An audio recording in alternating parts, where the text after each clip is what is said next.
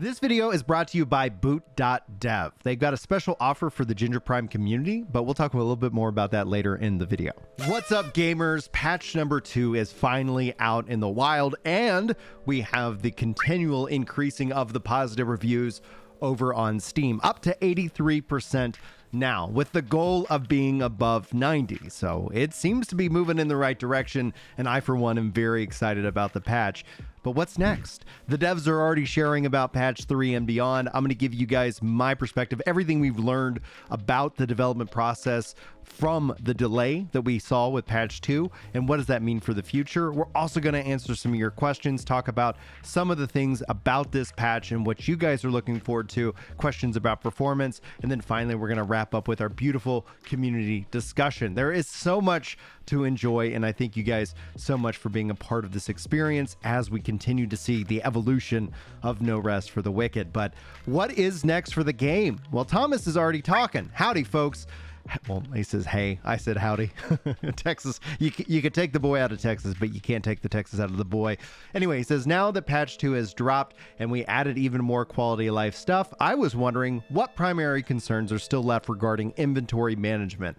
Inventory management is a key aspect. This is me talking, if you are curious. If you're just listening to this in an audio form, this is a key component to the RPG. And I think based off of already what I've experienced with inventory, they are making big strides in the right direction. Is it perfect? Well, not yet. I hope that they give us the ability to even upgrade our inventory further. And I've talked about that in previous videos. The TLDR is that I like that they have a certain stack size. I hope they give us quests and things to grind to that increase the overall stack size, like 25 to 30, 35 to 40, etc. That's just going to overall improve my investment in my character. But I'd love to hear your thoughts on that. If you just want them to go to 99, there's no wrong answers here. Also, on a note, before we kind of continue on, be sure to sound off in the comments. How you feeling about patch number 2? Is this keeping you hooked? Are you taking a break? I'd love to hear your thoughts. Anyway, Thomas continues. One big thing that we're still be pushing is for better, more logical sorting so that items that belong together will always show up together if you type sort. This will be true for your inventory and for the quick select of food items. Lots of people had grievances with inventory management at launch, so I'm wondering, how are y'all feeling about that now, and if you should still see what kind of improvement in that respect. So what's left that annoys you about inventory management on Wicked? So let's hear it, guys. This thread will be linked in the description of this video, so go check it out if you want to go weigh in on that conversation on X or over in Discord. And there's just, I think, a few things that could be said, and they've already highlighted a few of those things. Thomas goes on, we'll also auto merge stackable items so that you won't have instances where there are any players that have one slot with 15 mushrooms and another with 8. Oh man, that's going to be so nice. It's the simple things in life that sometimes bring the most joy. It should always auto merge the stacks, so you always have one stack that is the highest stack amount available. And then he goes on to say that they're also going to allow players to have higher stack amounts within containers like chests and cupboards. So your personal inventory might continue to be at 25, but the cupboards sound like they're going to move up much more, which I think is exciting to see, and honestly a good, like the developer brain in me, a good use of memory. And that's the case, because a lot of things that you don't consider, the things that you have on your person, the game has to track that within memory because you don't want to have to load that in. But when you go to the chest, you can actually you can use a whole different kind of memory management for those kind of solutions. Anyway, sorry, Dev Brain pops in from time to time. Riku says, hello, it's not much about the inventory, but rather about the management of characteristics in consumables, and a recap of those stats would be nice, I think. And they're highlighting it with just an image, basically telling you what the food is doing. Now it's in a red text, so it's kind of hard to read as a part of this image example, but it's interesting, and I think that would be very useful for me as a player, because you don't have all the food items maybe memorized, or maybe you do. Maybe you're like a savant and you're just crushing it in life. Good job. But Thomas goes on, he says, this is actually on the list as well. So that is a feature that's going to be coming soon. Guys, this is a great time for me to break, and thank you so much for the support on the channel. The subs have continued to be rolling rolling in, and that is so fun to be able to thank you guys in the comments when you do let me know that you subbed. Also, huge shout out to the international community. Have a lot of people coming in and hanging out on the live streams from Brazil, so love you, Brazil. Shout out to you guys. But also a special thank you for those of you who do watch the content here and are not subbed. It's 80% of you guys, and I'm just glad that you're here, and I hope that you continue to enjoy the content. YouTube technically doesn't need you to sub, but it does make it interesting to see in the long run who gets notified for what. So choice is always up to you, and you can see here our international community rocking and rolling. And shout out to Sweden, shout out to Poland, Italy. Hey, what's up, my fellow Italians? I love it. The Philippines, French, Brazil, Australia. Man, you guys are the best. India, Spain, and Russia. I guess I've got mixed feelings, but I'm glad you're here, and hopefully you're out there being safe in the world. Anyway, guys, this would be a great opportunity to shout out my Ginger Prime TV. We talked about the live streams, hanging out with the Brazilians, and so much more. The live streams here get archived into a members-only VOD, and the reason that ends up being is that I'm not trying to build a live streaming community. I like making videos like this that you can consume on your own time. But if you guys miss the live streams and you don't want to be a member and you want to go check it out, the videos get chopped up, highlighted, and more over at Ginger Prime TV. Check the links in the description if you guys want to go support that channel. It's only up to 57 subs, but we're on our way, and I appreciate you guys for that support. So let's talk about what's coming up next for the developers. Now, I don't know how you feel about this, but this is actually my personal favorite thing that Thomas is sharing. He's talking about new weapons coming to the game. So it's not just all about inventory management and quality of life. I think weapons are a form of content, and we can explore that here. He says, this pleases me greatly. Since I'm a pipe smoker myself, I always wanted to feature pipes within Wicked. These will be brand new offhand items with their own unique runes. Take a puff to reduce your health a bit, but maybe up your focus, etc. And then a question comes from the community. Could they be used as magical catalysts? Would be cool to cast spells with a pipe. And he replies with a gif of Radagast the Brown from the J.R.R. Tolkien Lord of the Rings series. But beyond pipes and magical elements, we did not see magic get overhauled with patch 2, so I do wonder if that is coming in patch 3. He goes on to say, and when asked about cattails and claws and knuckles, etc., are those on their way? And Thomas confirms that yes, more fist weapons and fist weapons in general are coming to this game. All right, so now let's talk about my thoughts about the patch, what I'm loving about this update, and what it tells me as we look forward to the future and what the devs are doing behind the scenes. So much to discuss. First and foremost, I love the skill respec. In fact, tying it to the embers, I think is a genius idea. It actually, in a way, inflates the embers mindset, the value that those bring, and that's going to lead to some new guides here on the channel, focusing in on both collecting embers but not selling them. And I know that that's going to be an early game temptation for people to do, but being that it is embers and it is tied to the crucible, you have a few things. That means your skills still matter at the start of the game, because you got to get to the crucible to make that. So your choices are really going to have a bigger and a more weighty impact at the start of the game. But I also like that value. It encourages you to go back out into the world, explore, and check shops, further kind of incentivizing both systems, right? Do you want to respec? Do you want to go into the crucible? Do you want, like, it's just giving you more player choice, and I love that it's an item. This is going to be an interesting thing to see as it gets into the multiplayer update. Are these items tradable? Do you find people who are just fallen ember salesmen, in this regard? It's like, oh, let me come to your world. I got you. Let me drop that off, which will be interesting, because if that's the case, you could see in-game currency obviously having a higher level of value, which will bring in the bots. But more on obviously that in the future. We'll cover that as it becomes a conversation piece. Anyway, the also item comparison. I love what they did here. It's such a smart system that allows you to lock an item, and then you can compare it to anything in your inventory. You can compare it to anything in your equipment set. So if you're especially looking to say, like, do I already have a perk like that already on a piece of item? You're not just comparing sword to sword, you're comparing item A to whatever the heck you want. And I really do like how that is currently managed. And I'd love to hear your thoughts on that. It makes it so much easy. It's going to make doing builds so much easy. I still think that they need to add an overall stat screen that ties in all the various perks and what things get added up to what. So that way you can kind of have a good base idea of what all your perk values are, both positive and negative. But we'll see if the devs agree and if that ends up making its way into the game. They talked about adding a bestiary to the game, so just give us more stats, more information. Let us nerd out and let us min-max this to some level of fun. It's all about fun, guys. Don't min-max yourself into misery. Min-max yourself into fun, and you're doing it right in that case. So what's next for this game, though? Update 2 was roughly 1 week late, meaning that they did technically a 3-week sprint rather than a 2-week sprint, and I don't know if that necessarily means we're going to see them permanently move to a 3-week cycle. It could be healthy for them. That's something that when they sat down and have their kind of retrospective, it's something you do as a part of the sprint methodology, the agile methodology in development, is to say, hey, what did we do right? What did we do wrong? What should we continue doing? So stop, start, and continue. And with that mindset, they're doing that kind of retroactive, kind of figuring out where they are as a team and taking that into the next sprint to ideally constantly get better. I've only missed on 1 sprint in my lifetime, and it doesn't ever feel good.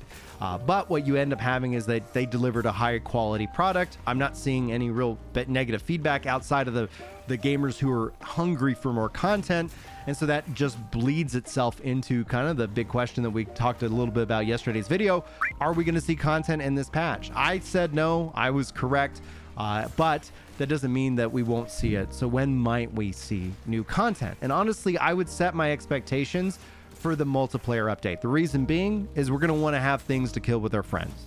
The reason being is that from a timing perspective, more or less points itself to July, or not any sooner than July. But I could be wrong. Now, if it comes early, I'm going to be excited and thrilled about the multiplayer update. And so I'm going to gift out members if for some reason it comes earlier.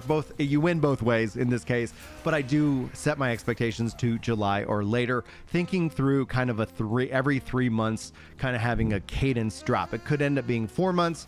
Time will tell, but I'll keep you guys up to date on all of that. The bigger plans here, obviously, of the roadmap, you have more content that is technically planned for after the multiplayer.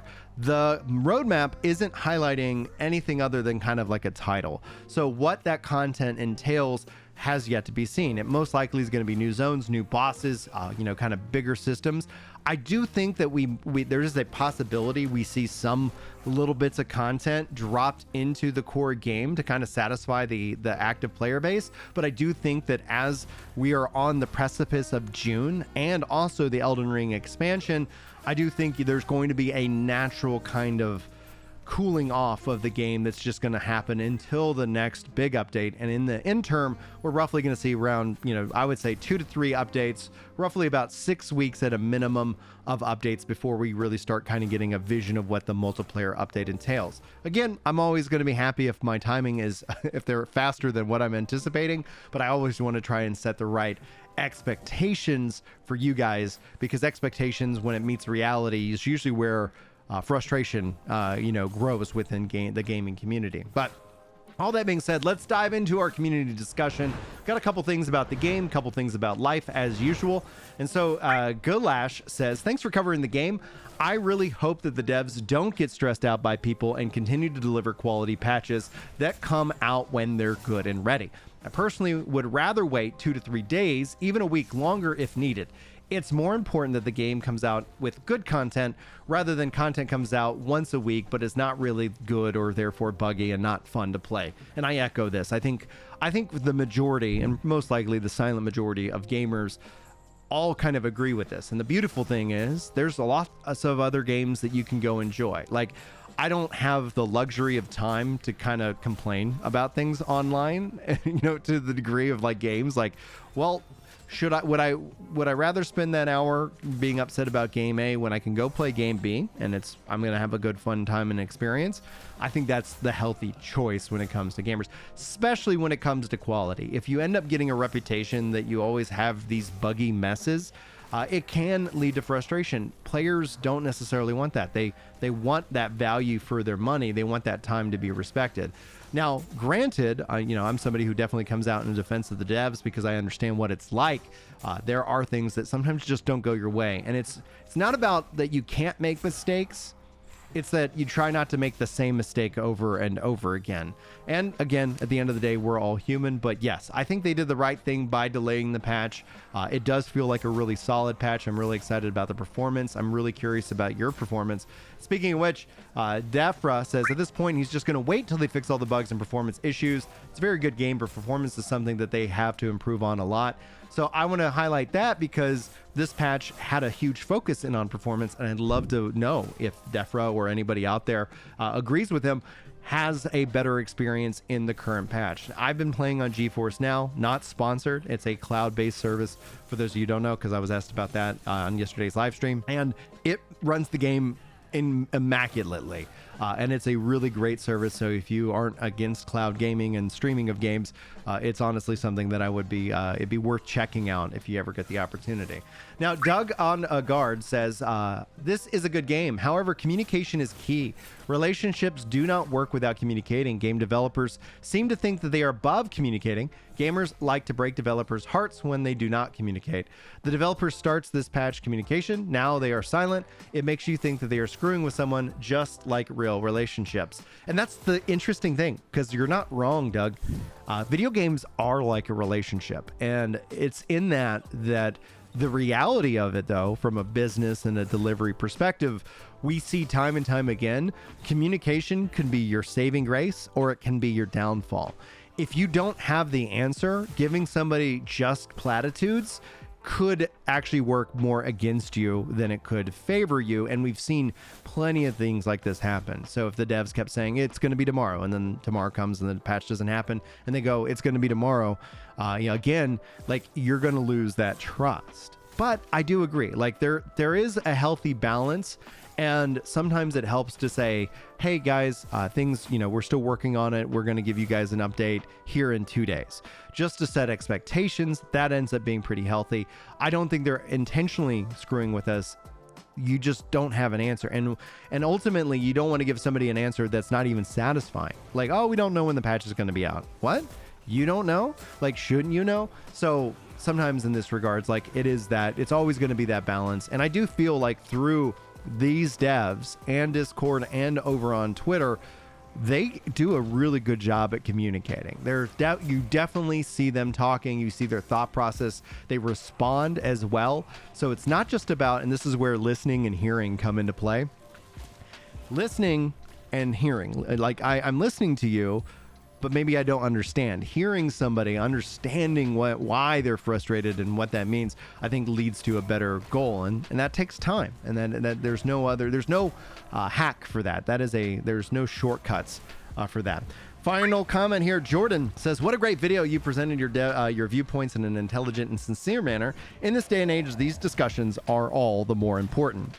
We're talking about this a little bit also on yesterday's live stream.